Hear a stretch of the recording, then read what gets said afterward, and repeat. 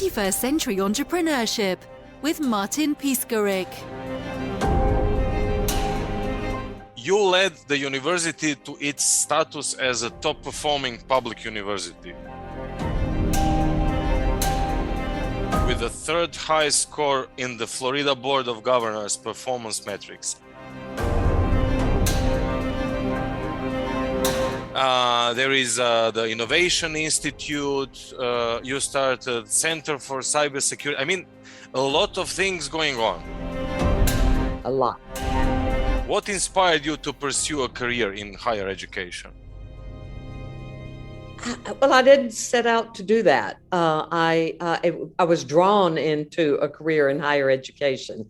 And I often tell students when they ask me if I thought about being a university president when I was in college, I say no, because they didn't make women presidents of anything when I was a student. And so when I finished school, I went and did other things. I was in communication and was invited to teach a college class many years ago. Loved what I was doing, and then have been in higher ed ever since. But what drew me to it was the ability to connect what we sometimes call the real world to the academic world, and to get our students ready to take on an environment that's changing, probably even as we're teaching the class. Regarding that, can you tell us about your experience as an entrepreneurial leader? What are some of the most important lessons you've learned? I would say keep moving, keep moving, keep moving, and adapt. I think that changes happen. We are a very agile university. Part of that comes from trust, an ability, that my campus needs to trust me to be making good decisions. I need to be trusting them to implement those decisions. We communicate a lot. The responsibility that I have is to stay ahead of the issues, far enough ahead that I can see what's coming so that I can tell my folks change is coming and be ready. And so I think for us, this characteristic of agility has made all the difference. I can pick up the phone and get the leadership in my office in a short while, and we are a large university by many standards. But my direct employees have a lot of responsibility. My vice presidents have a great deal of responsibility. We talk often, but my job again is to look ahead and see what's coming so that they can be ready. Does that help answer the question? No, absolutely. I'm thinking about change. What is your definition? What is change for you? Well, for us, change is, a good example was a global pandemic. And having to shut down a campus overnight. And we weathered it very well because we were prepared. I live in a part of Florida where we have hurricanes. And so we prepare for disruption because it's possible that we could be closed down for 6 weeks if a hurricane were to hit us directly. And so we had already planned for online learning. We had a module for every course we teach. And so when COVID happened and we were ordered to shut down, all my faculty had to do was activate the system.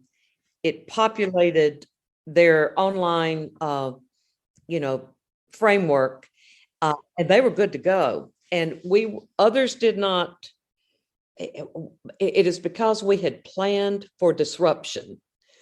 We have to here where we are, but it served us well. And so that, that is one. And of course, political climates change our, how we're looked at. We often have to accommodate different points of view. And I think our success comes from staying focused on our mission. A lot of the rest is noise, political bickering or even economy. That's noise. And as long as we know what we're supposed to do and we're clear, as long as we can fulfill our mission, we're okay. And I think that keeps people feeling supported. And when we can't fulfill our mission, then we'll have a different conversation. But they know what we're here to do, and we talk about it all the time. And what were the biggest challenges in the process? With the pandemic? Yes. Well, oh my goodness, it certainly, just because guidance changed daily, and we were, there's a lot of people that you're trying to keep healthy. And so the very fundamental was what guidance do we need to give our employees and our students as far as taking care of themselves? And then how do we continue to teach college, in the middle of it all? And as I often asked, is anybody learning anything? Because if they're not, what's the point? So we were keeping an eye on, the challenge was balancing what we are what we are supposed to be doing, and that is providing high quality graduate and undergraduate education, again, in an environment that was incredibly unstable and incredibly uncertain. We didn't know if we'd be closed a month, a year. It turned to be almost a year before we were essentially back on campus. And then there are just the, we have people who live on our campus that we had to take care of. We have employees who had myriad concerns. They had parents who were vulnerable. And so we were constantly juggling, but it worked out. It worked out because, and I told the campus, I said, today's advice is the best we can come up with. If it changes, I'll let you know. And so, but it's back to that adaptability. Can we do things differently? And a lot of trust. I don't think we didn't experience people who thought we were not that. I believe everyone knew we had their best interest at heart.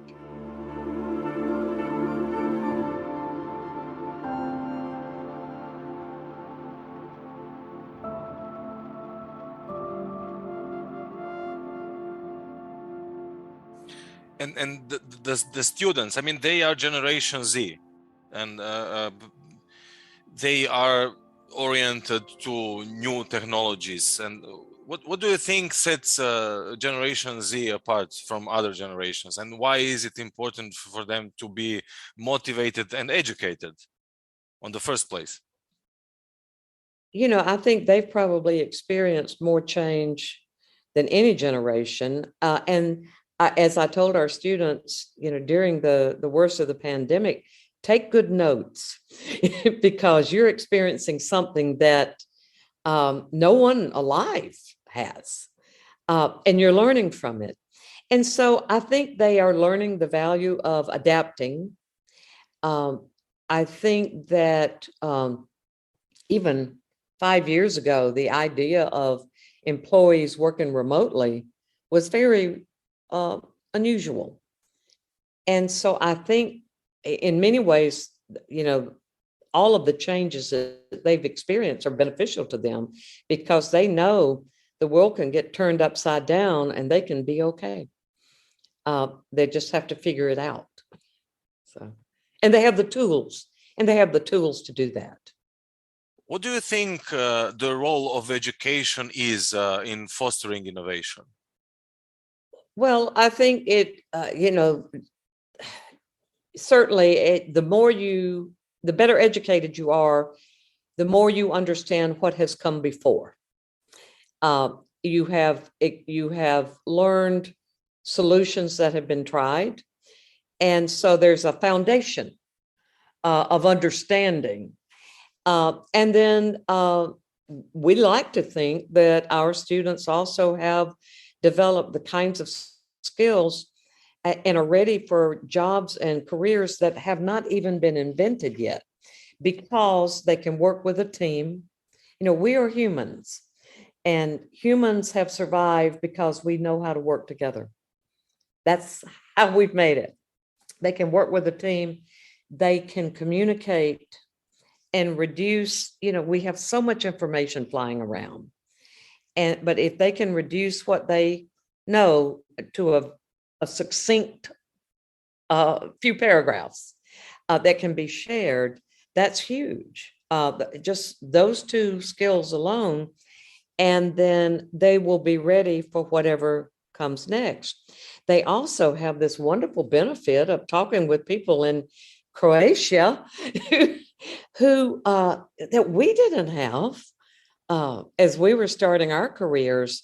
They can touch the rest of the world and learn new strategies if they will tap into them. But what they have to be willing to do is change. Disruption.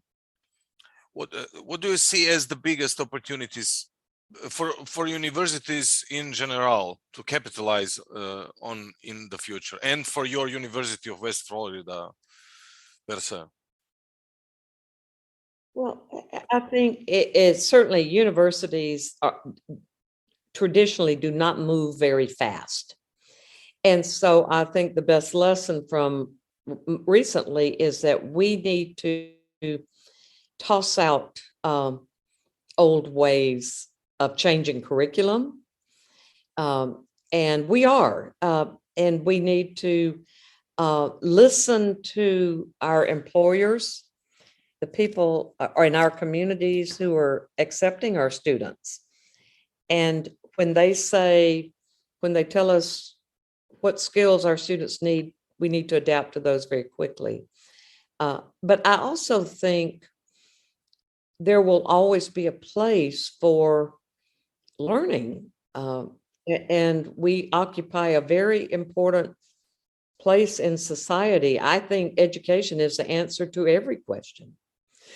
And so, the more you know, the more problems you can solve. So I think there will always be a role, and that gives me a great deal of comfort.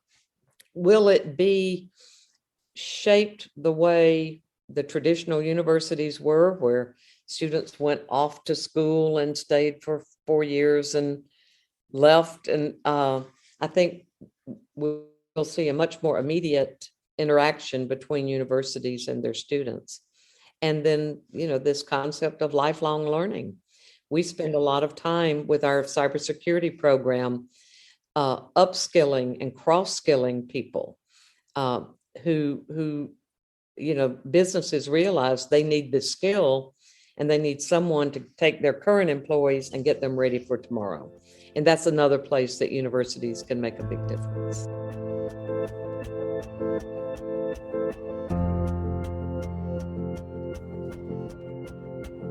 And you have a lot of experience in cybersecurity as well as public relations, crisis communication.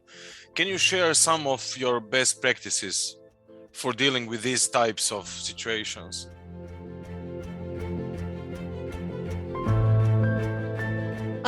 Well, in cybersecurity, of course, we started our Center for Cybersecurity, and we were in the right place at the right time, made a strong impact, and have been able to be a leader among higher education. We help other universities get their programs up and running. Public relations in crisis, again, the value of communication makes a big difference there.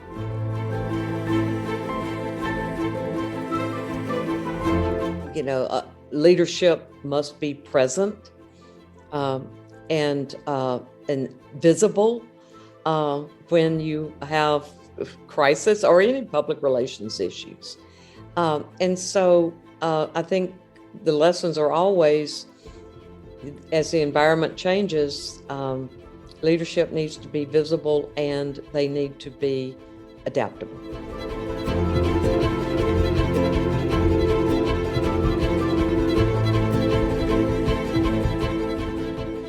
What advice would you give to aspiring university leaders?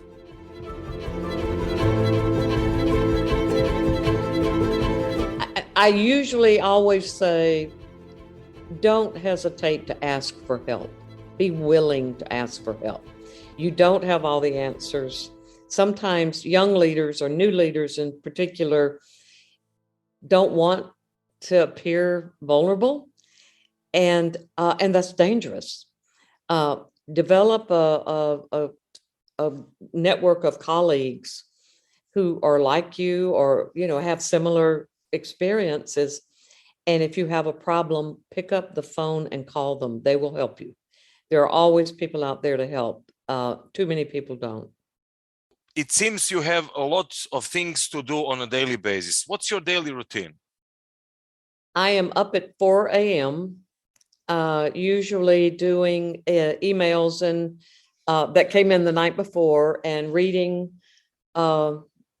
blogs and media. And then at 5, my husband and I go for a long walk. We usually walk for about an hour or so. That gives me time to plan my day. He's a good colleague in that he helps me think through things. But also if I don't get exercise first thing in the morning, it's not going to happen. I'm too busy. I lose control of my day.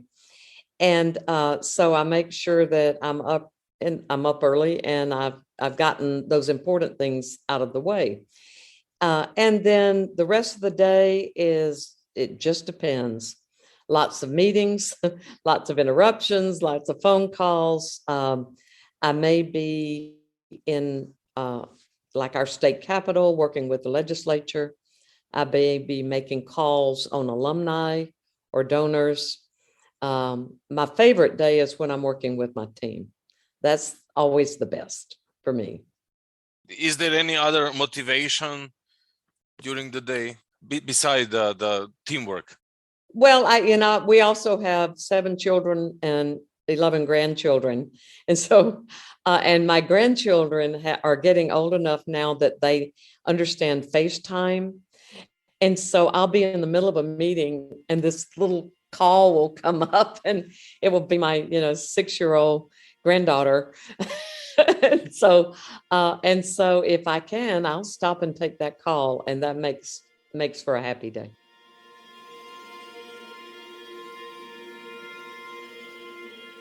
What's your sweetest dream and worst nightmare? This is going to sound a little corny, but I'm sort of living the dream.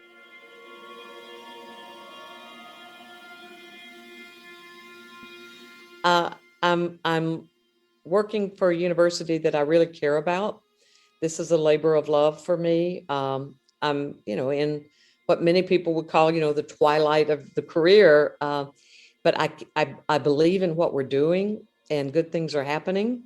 So that's the good. Of course, the nightmare is always on any given day, things can blow up. We can have a natural disaster.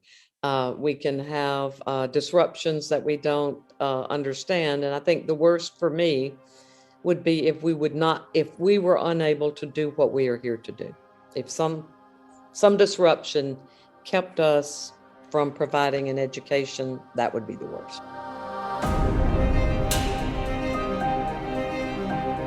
You in 5 years, university in 5 years. Oh my gosh. Well, in 5 years, I'm kind of hoping I am handing off this job to someone who respects us for who we are and will stay a long time. The university is in very good shape. We have grown as we should.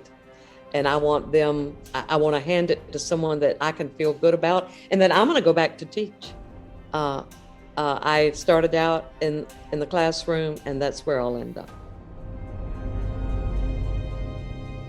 21st Century Entrepreneurship with Martin Piskarik.